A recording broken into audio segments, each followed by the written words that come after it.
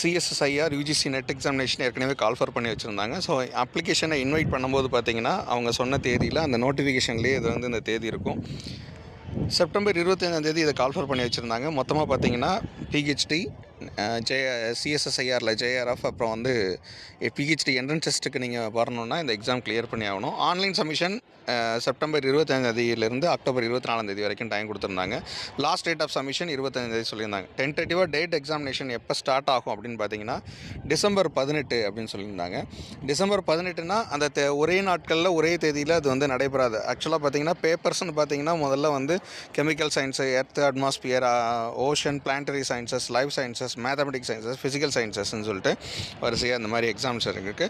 So இந்த தேதியில் வந்து இவங்க டென்டேட்டிவாக இது வந்து timing of the date of எக்ஸாமினேஷனுங்கிறது டிசம்பர் 18 அப்படிங்கிறது ஏற்கனவே சொல்லி வச்சுருந்தாங்க. இதுக்கு நிறைய பேர் அப்ளை பண்ணி வச்சுருந்தாங்க. இதுக்கப்புறம் பார்த்திங்கன்னா